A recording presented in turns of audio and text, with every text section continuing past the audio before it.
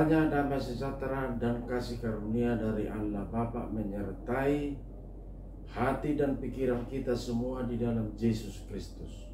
Amin. Bapak, Ibu, Saudara yang dikasihi Tuhan, renungan harian pada hari ini, hari Selasa, tanggal 22 Juni 2021.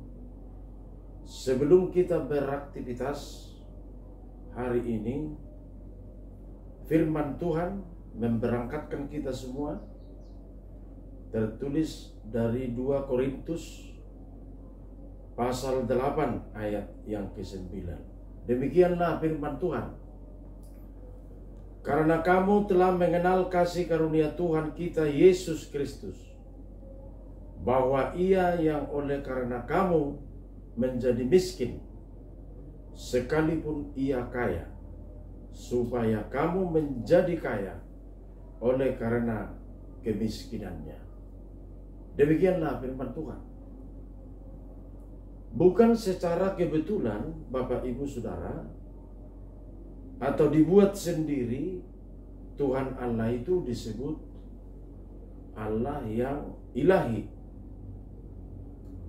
Kepemilikan kasih karunia yang merupakan sifatnya dan juga merupakan kebesarannya, maka Dia disebut sebagai Tuhan yang ilahi. Dan kalau disebut juga kekayaan Allah di sini, ini tidak menyangkut seperti apa yang kita pikirkan, seperti di pikiran kita. Tetapi masalah kasih karunia, kemahaannya, merupakan kemuliaannya, kemahabesarannya, keallahan itu yang membuat Dia seperti itu. Termasuk kekayaan dalam kemurahannya. Kapasitas keallahan itu memiliki kepenuhan, sempurna. Tidak ada yang kurang dan tidak ada yang lebih. Sempurna keallahan itu. Kepemilikan segala sesuatu yang ada pada dirinya. Maka kalau disebut Dia menjadi miskin oleh karena kita, maksudnya Dia tidak mempertahankan apa yang membuatnya sebenarnya besar. Walaupun secara otomatis Dia sudah besar, tapi tidak dibesar-besarkan dirinya. Apa yang membuatnya besar itu sudah menjadi sesuatu yang tidak dibuat-buat, tetapi Dia rela meninggalkan kebesarannya. Di sini pemahaman kalau disebut Allah menjadi miskin karena kita, Dia rela meninggalkan apa yang ada pada dirinya demi beradaptasi atau memasuki hidup kemanusiaan itu sendiri, agar kita memiliki hidup. Maka Yesus Kristus disebut juga sebagai imam besar karena Dia objektif merasakan apa yang dirasakan manusia, supaya manusia menjadi hidup. Allah rela melepaskan kapasitasnya sebagai yang ilahi, melepaskan eksistensinya demi hidup kita.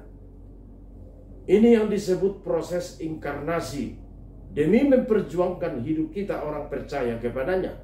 Implementasi Yesus menjadi miskin, ini termasuk manajemen kehidupan manusia agar menjadi sesuatu yang penting. Hidup kita ini menjadi penting agar menjadi baik, dan hidup kita juga ikut jadi bagian daripada kemuliaan Allah itu sendiri.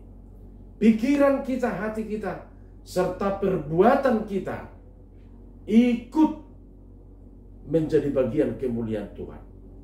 Yesus rela menjadi miskin bukan indikasi finansial hidup, tetapi Ini merupakan pengungkapan rahasia kehidupan itu sendiri.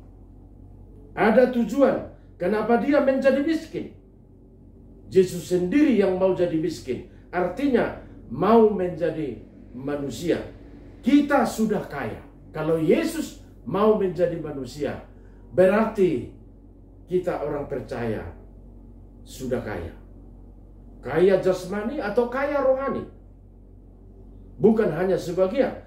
Ada suatu perbandingan teologi di sini. Bapak Ibu yang dikasihi Tuhan.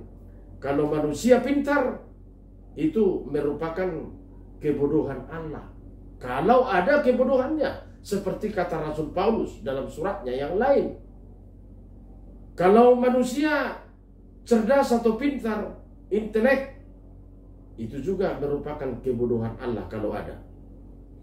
Kalau hitungan hari bagi kita 1000 hari, bisa saja bagi Tuhan hanya 1 detik saja. Umpamanya kekayaan kita secara material merupakan kemiskinan Allah. Jadi artinya kepemilikan sesuatu hal di dalam diri Allah tidak boleh dibuat-buat. Bahkan dia meninggalkan segala sesuatu yang ada pada dirinya demi hidup kita manusia. Yang mau ditunjukkan adalah agar kita orang percaya tetap sadar bahwa tanpa Tuhan hidup ini tidak berarti dan tidak berguna. Kalau Tuhan rela meninggalkan sesuatu yang penting dalam dirinya, berarti hidup kita, pekerjaan kita sangat penting bagi Tuhan. Tuhan rela menjadi miskin agar kita menjadi kaya. Ini tidak bisa diindikasi dengan segala sesuatu yang ada pada diri kita. Berarti kekayaan kita tergantung apa yang sudah diperbuat Tuhan dalam hidup kita. Maka mari kita bekerja dengan sungguh-sungguh, bekerja keras demi kemuliaan Allah. Karena sesungguhnya Tuhan menjadi miskin hanya karena kehidupan kita yang sebenarnya. Amin. Bapak Surgawi, kami berterima kasih pada hari ini karena Tuhan beserta kami dalam renungan harian ini. Kami dengar firman-Mu, sesuatu yang sangat penting. Kalau Tuhan rela menjadi miskin untuk memperkaya kehidupan kami ini sendiri, berarti kehidupan kami tergantung bagaimana Tuhan memperhatikan kami. Kehidupan kami ini adalah bagian daripada kebesaran Tuhan, sehingga kami menjadi kaya, kaya rohani, kaya jasmani.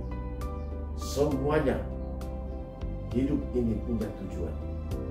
Karena Tuhan yang sedemikian rela meninggalkan segala sesuatu yang penting dalam dirimu, ya Allah Bapa kami, maka kami dapat menikmati segala kebaikan-kebaikan, dan bahkan hidup kami ini benar-benar menjadi kemuliaan bagi nama-Mu.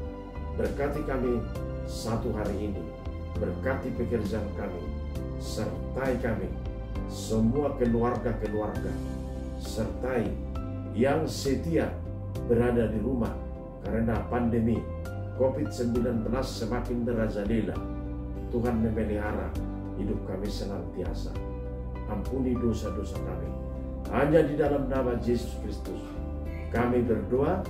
Anugerah Tuhan Yesus Kristus, kasih setia Allah Bapa, dan persekutuan Roh Kudus menyertai kita semuanya. Amin.